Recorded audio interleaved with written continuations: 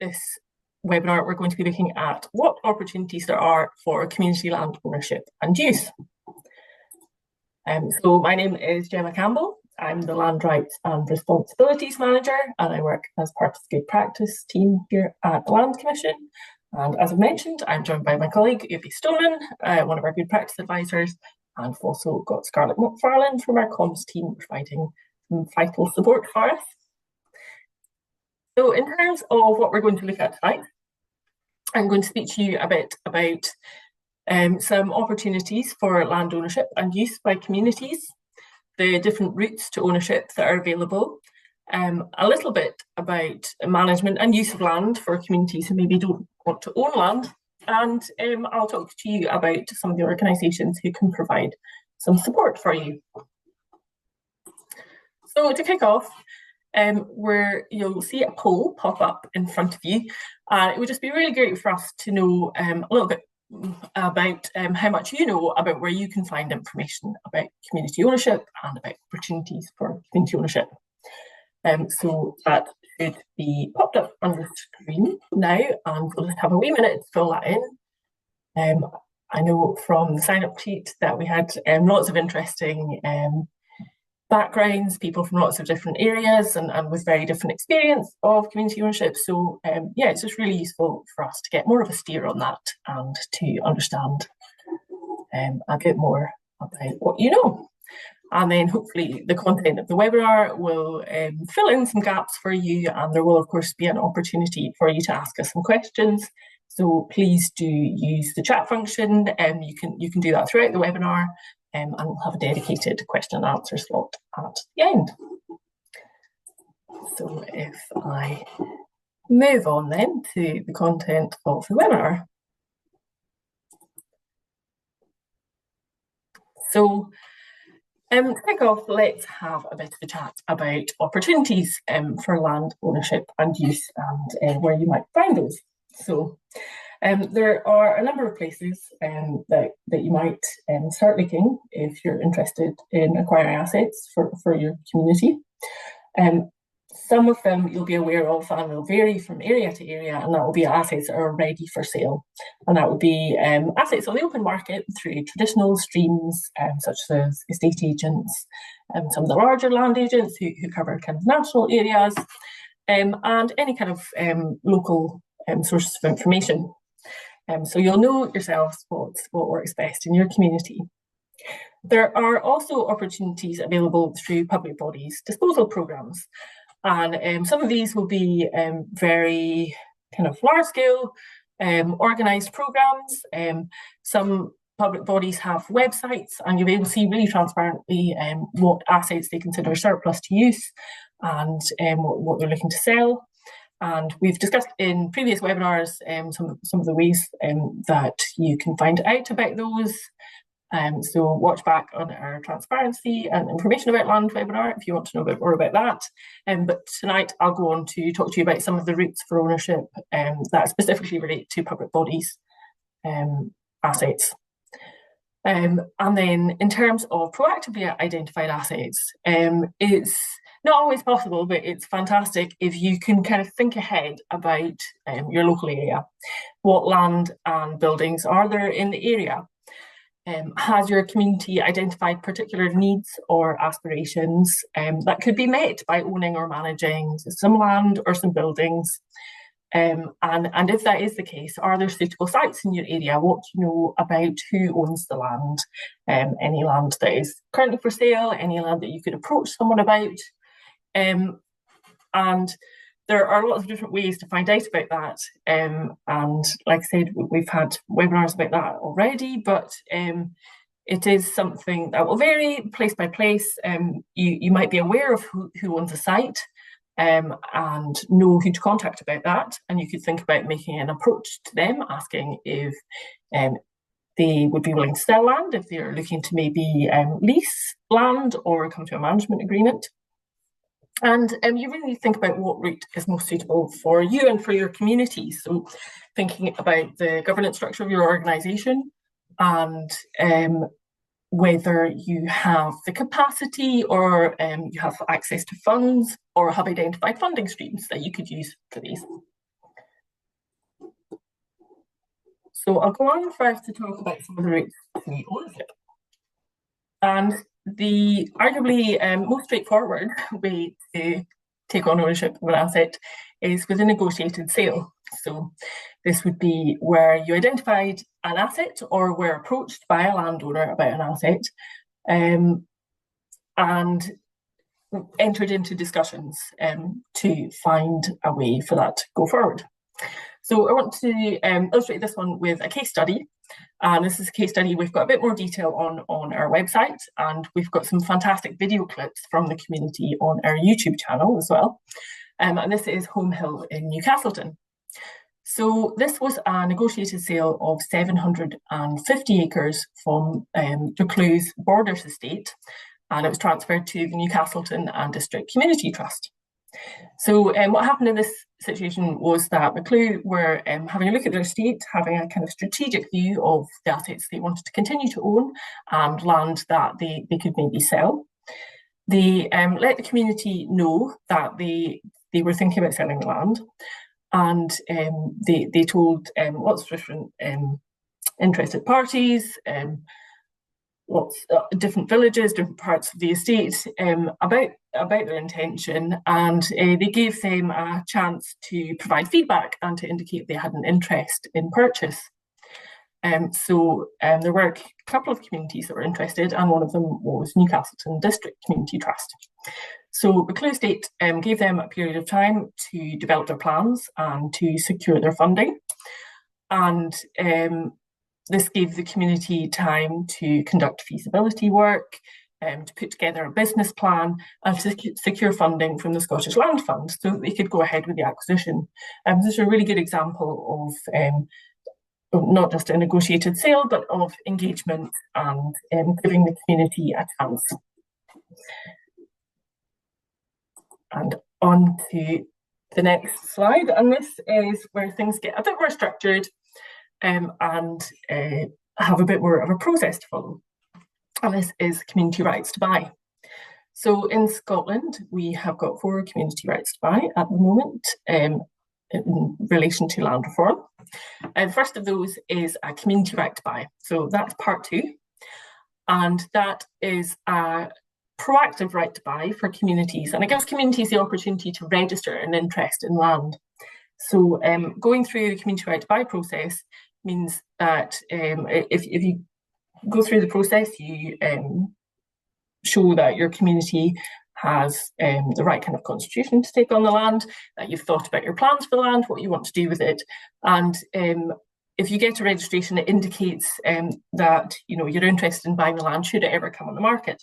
So if the landowner decides that they're going to sell the land, the community would essentially get like a first right of preemption and be able to take forward a sale if that's something that the community still wants to do. And that would be shown through a ballot, and the community again would have to secure funding and take that forward. So that's part 2. And then the next right to buy is a crofting community right to buy, and that's very, very specific to crofting communities. So it's a right that hasn't been used beginning to end, but has been tested out in the early stages a couple of times. Like I say, that is specific to crofting estates. There are some different requirements in terms of articles of association, how a community group is set up, and that's just taking into account some factors relating to crofting rights and extending rights to vote and to be involved in the right to buy to crofters who live within a certain distance of the estate or the land that's being registered. There is a community right to buy abandoned, neglected and detrimental land right, and that's part 3A. And that gives communities a right to buy abandoned, neglected or detrimental land. And it's a right that it doesn't require a willing seller. So it is almost a kind of compulsory purchase. If a community were to have that right registered, it would be immediately triggered and then they would enter into the acquisition process. And similarly, there is a community right to buy land for sustainable development, where a community might feel that they're in a position to manage and own the land in a way that's more sustainable than it currently is being owned and managed. And when a decision is being made on a Part 5 right to buy, it's really based on whether it's in the public interest for the community to take on ownership. We then move on to community asset transfer. And this was introduced by the Community Empowerment Scotland Act 2015. And it's a right to request to take ownership of land or buildings from relevant authorities. So there are, I believe, more than 90 relevant authorities in Scotland. So that is your public bodies, that includes local authorities, health boards, organisations like Police Scotland, Fire Scotland, Scottish Water, and Forestry and Land Scotland. This is in fact a Forestry and Land Scotland site. You can see in the picture here, down in Invergarry. And with community asset transfer, it's a fixed process. There are rights to appeal through the process, and it's a very structured way of taking on ownership of land.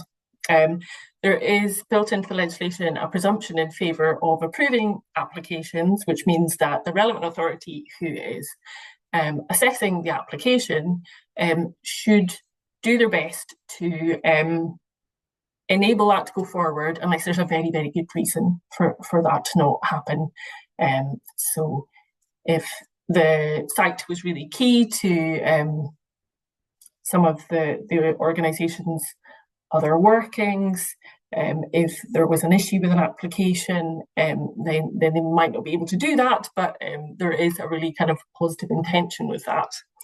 And as I mentioned, there is a right to appeal to the Scottish Government, and all relevant authorities are required to report on asset transfer applications that they have considered and made decisions on every year. So it provides a great deal of transparency and a good bit of structure around the process for communities taking on assets from public bodies. If you joined our webinar about information on land a few weeks ago, you might have heard me touch on talking about ownerless land. So ownerless land is something that can come about largely when a company is dissolved and they hold title to land, the land could become ownerless. And there is an organisation called the King's and Lord Treasurer's Remembrancer.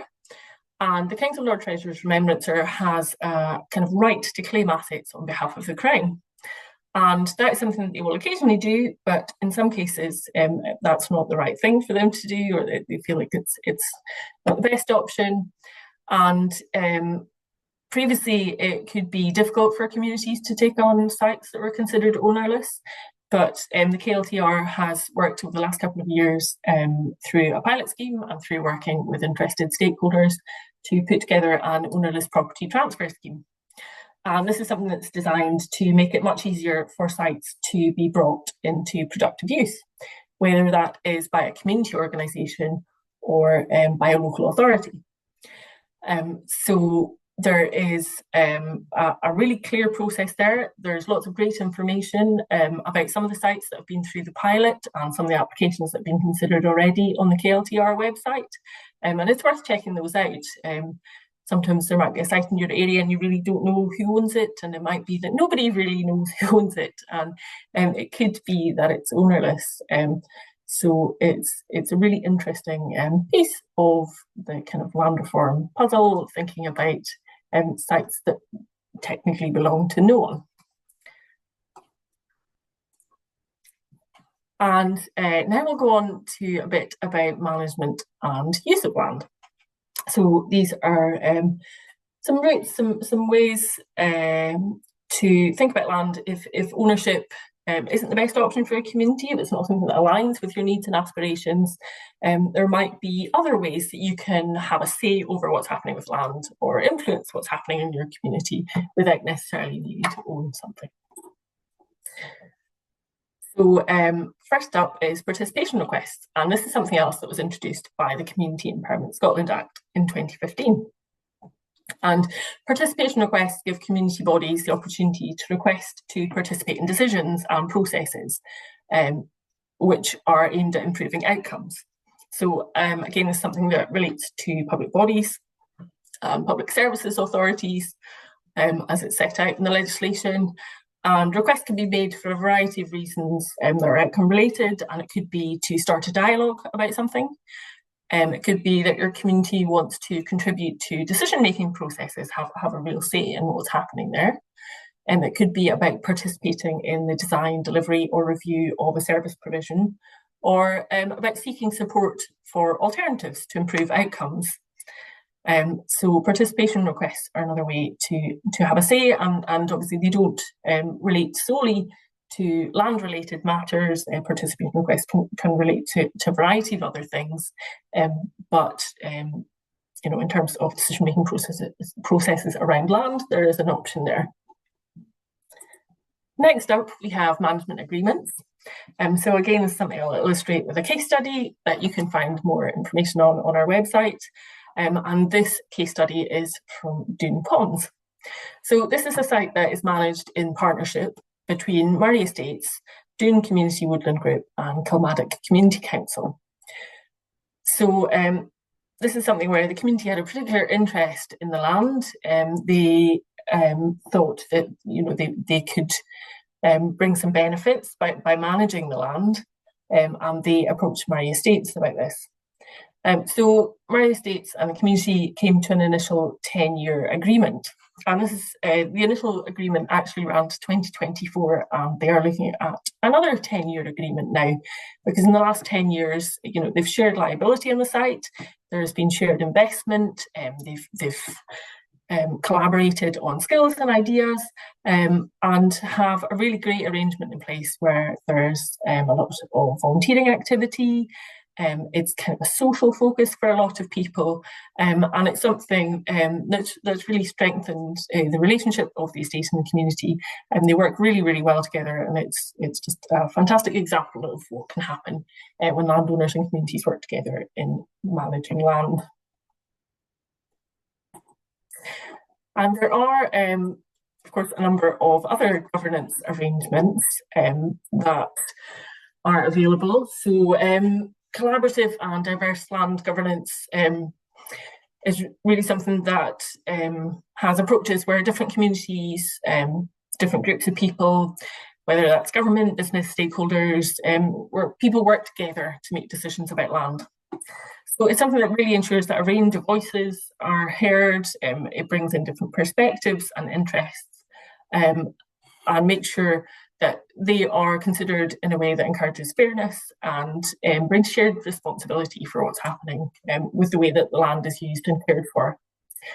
So leases and licenses are something that allow a person or a company where they're not the owner of a piece of land to use the asset for a period of time. So it's a kind of tenant-landlord relationship. There might be rent or a fee paid. And you know, you'll commonly see leases in things like residential tenancies, agricultural tenancies, and of course crofting tenancies, which are highly regulated. There are also opportunities for communities with cooperative ownership. So cooperatives are businesses that are jointly owned and controlled by members in a really democratic way. There are some examples of cooperative ownership through things like community benefit companies in the community land sector. And cooperatives are guided by the values and principles set out in the International Cooperative Alliance, if they're registered to co-op, and will have membership agreements in place, so cooperatives can own land and buildings and developments, and the way that they're owned and managed will be dictated by the views of their members. And many organisations that manage land and buildings have boards to provide strategic direction. So an option for communities to be able to have a say in what's happening with land is through kind of more inclusive boards, brings together different perspectives, can help bring a different element, whether it's public, private or community interest, into the mix for discussion. And diversifying boards is relatively easy to make happen. It can encourage collaboration across different types of organisations and companies. And it's a really good way to bring in local community views. And similarly with advisory and accountability bodies, they're a way of bringing in different viewpoints. They can be kind of complementary or a stepping stone to collaborative decision making. You might see this in terms of things like working groups that are focused on particular interests. And it's just a great way it's great for a landowner to bring in different views, but great way for communities to kind of represent their interests and their needs in the way that land is owned and managed. And so that brings me on to support and the different organisations that can help with different routes to ownership and different issues around land ownership, management and use. So first up, the Development Trust Association for Scotland and Community Ownership Support Service. They operate across Scotland and have got different advisors depending on your geographic area. But they're a membership organisation. They're a great network, lots of different bodies across the country. They have a fantastic annual conference and can provide lots of support.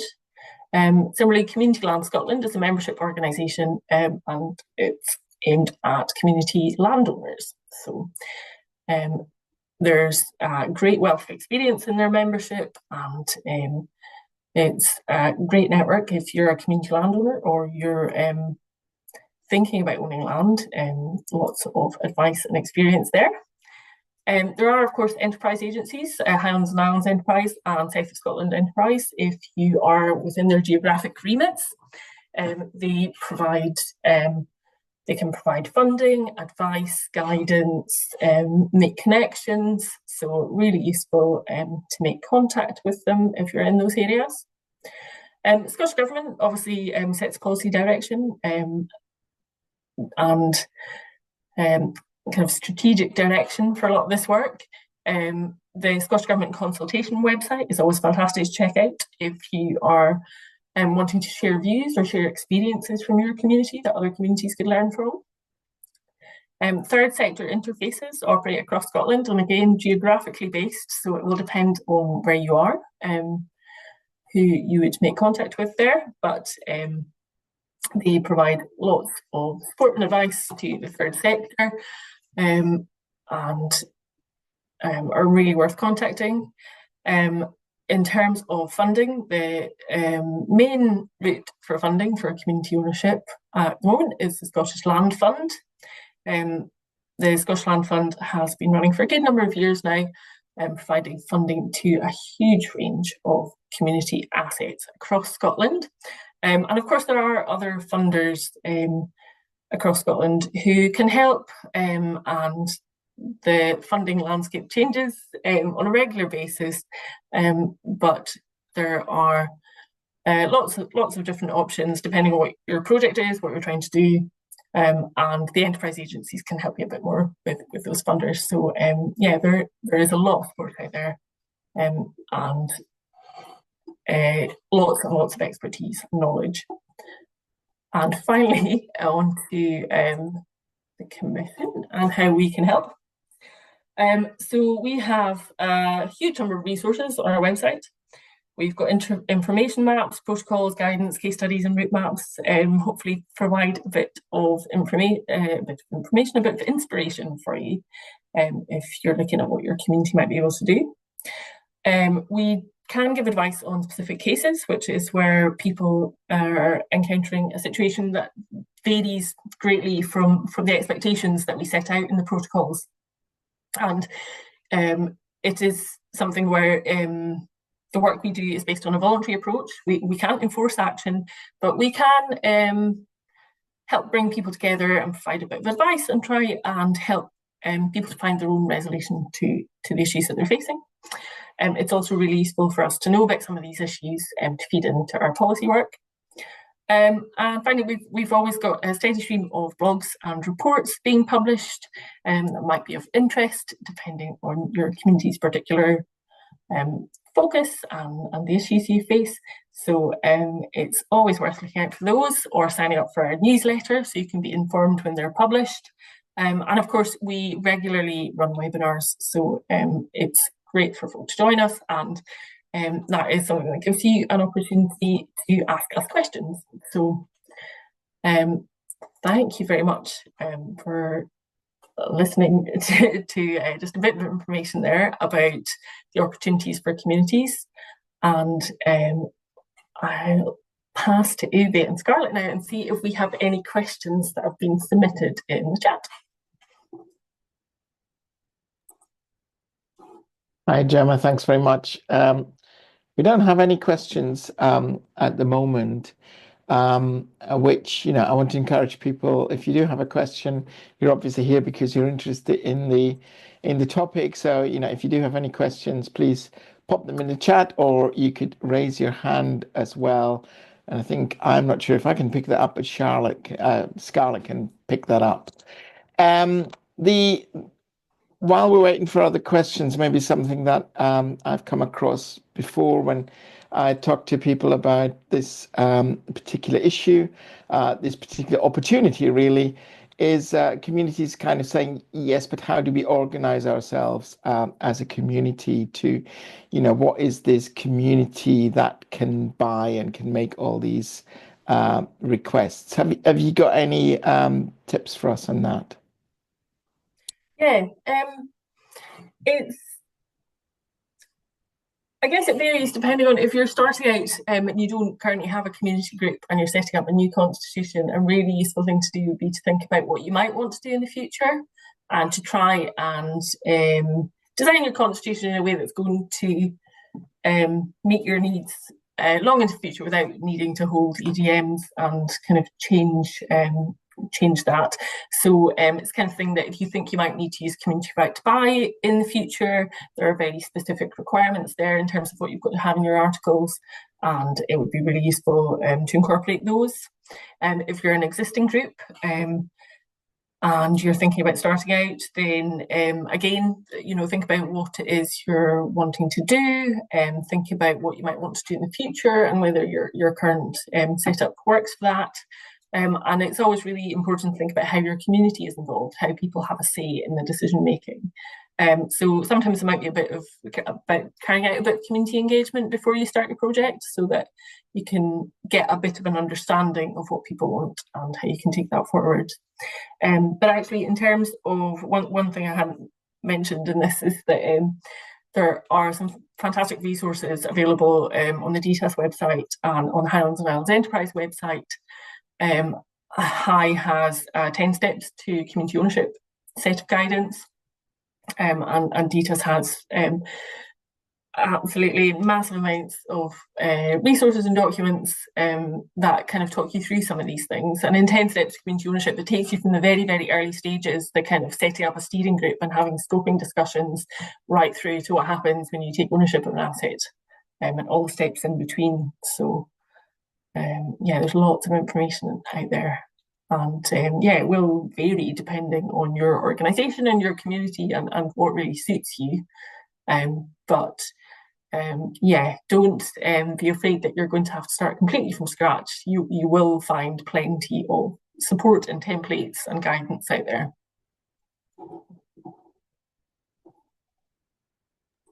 Thank you, Gemma.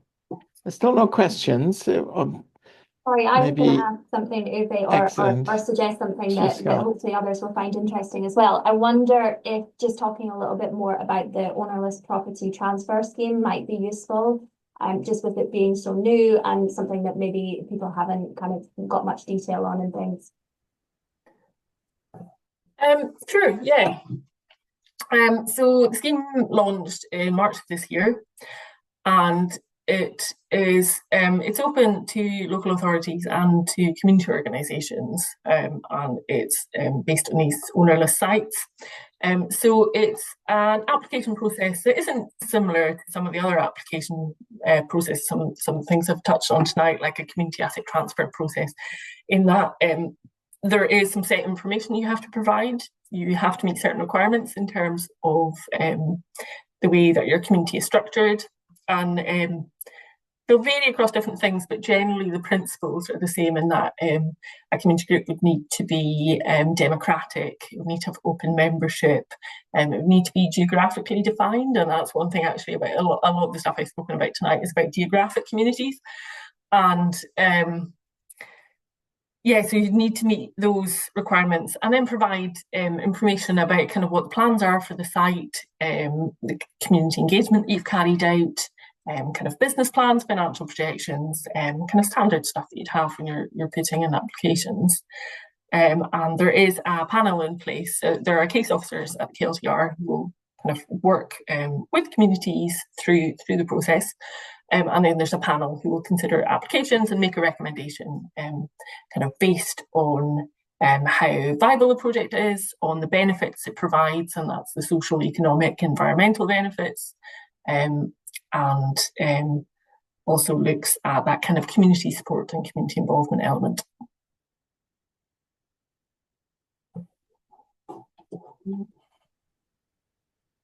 I actually have another question. Sorry, this just becomes a session where I ask lots of questions. You mentioned just there about geographic communities. Is there any, and maybe this is where there's gaps, so there may not be a clear-cut answer to this, but is there any support for communities of interest, for example, for people who are kind of united in a hobby or something that means that they might be interested in ownership opportunities? That is a big it depends question, I think, and it would be down to other funders. So it's some funders will have different criteria, and something like actually community asset transfer could be open to community of interest. But in terms of funding, it's it will depend on funders' priorities, and there will be some funds that are more activity focused or looking for specific outcomes, whether that's around health or sport or environment activities. But it does vary. But Funding Scotland is a great website for looking for those kinds of opportunities. Yeah, Gemma, there's a question in the chat box from Anne Warren, who says, we have a community development trust set up to run a community woodland in our village. We've run the community woodland for 20 years, very successfully, but the lease has been changed recently by the landowner, who's a private estate, to 1 year recurring. This means we can no longer access grants, etc., to run the woodland for village access and biodiversity. What do we do? That's a difficult situation without knowing a bit more about the context, but it would... I'm not sure, Anne, if it was a long-term lease you had before, but annual leases do make things a bit more difficult. If you had a good relationship with the landowner, it would be something I would maybe ask for a conversation with them to kind of set out the impact that it's having on your group, and to explore whether there is a different scenario, maybe whether you could get a longer lease, or come to some other kind of more collaborative arrangement, like a management agreement, if they were amenable to that. And I appreciate that it's probably a very difficult situation, and it's very difficult to put that across in a chat. But so if you did want to have a discussion with us in a bit more detail, we'd be happy to do that with this webinar. So I hope that's okay. And I can also see a question from Carol Master about how important are local place plans in identifying land ownership opportunities. Thanks, Carol. Local place plans are kind of much newer, I guess, than, traditionally a lot of communities will have put together community development plans or local action plans, or will have worked with their community planning partnerships to put plans like this in place. So, but local place plans are really, they've got a great kind of link with local development plans. So if a community has kind of capacity and the interest in how the land is used and how that might fit in a planning context, then I think it would be great to see more local place plans come through. And they're just something that has come through the Planning Act a few years ago. So we're I'm based in Highland, which is where our office is in the Commission, and I know there are quite a few local place plans in Highland now, and it is yeah, it's a good way to link in and think about local place, and they tend to be done with a lot of engagement, workshops, communities coming together, different groups within areas coming together. So yeah, they're really important.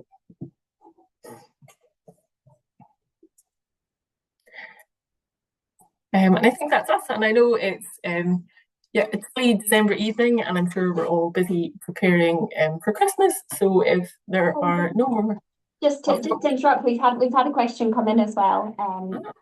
I'll get my list. No, thank you for interrupting. Yeah, so thanks, Friday. Is there any information on whether or not the condition of a building or land would have an impact on the ability of a community to take it on? For example, a disused building that's been empty for a number of years.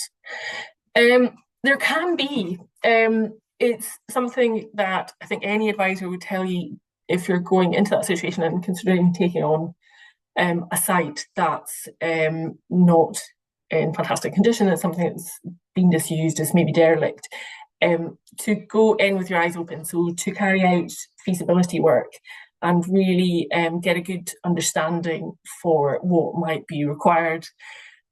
So you're saying potential community centre. I will say, I believe the cost of retrofitting buildings are higher than new builds, which is not ideal, and certainly costs like demolition can be really difficult to secure. And in terms of post-acquisition development funding, it's a really tough landscape at the moment, but it's not impossible, and there are things that can be done. I can think of an example in Tomatel and Glenlivet. They purchased the site of the former secondary school in the village. They did actually demolish it and put 12 houses on the site. So it was, a really big project for a community to take on, but really successful. And there are certainly in the Western Isles, where I'm from, lots and lots of old schools that have been taken on by communities. And some of them did sit empty for a few years first. So it is a challenge, but it's certainly not impossible. And there is support out there for that.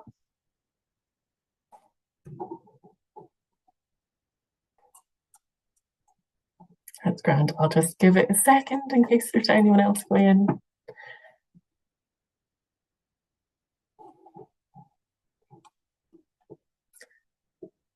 Oh, thanks, Carolyn. He's pointed out building conditions reports can often come in relatively cheaply, and funding could be found perhaps for your local CLLD. So that's great. Thanks so much.